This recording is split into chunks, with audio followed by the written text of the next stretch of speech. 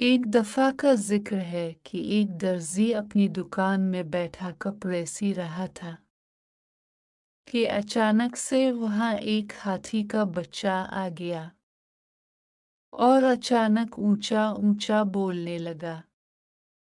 दर्जी ने इसको एक रोटी का टुकड़ा दिया।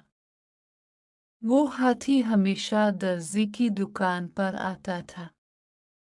एक दिन हाथी आया लेकिन दर्जी ने इसको रोटी के बजाय सुई चुभा दी।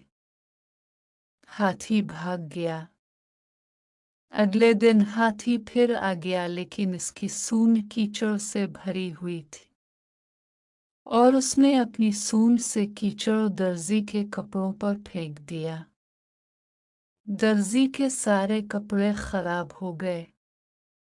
दर्जी सर पकड़ कर रोने लग गया। इस कहानी से हमें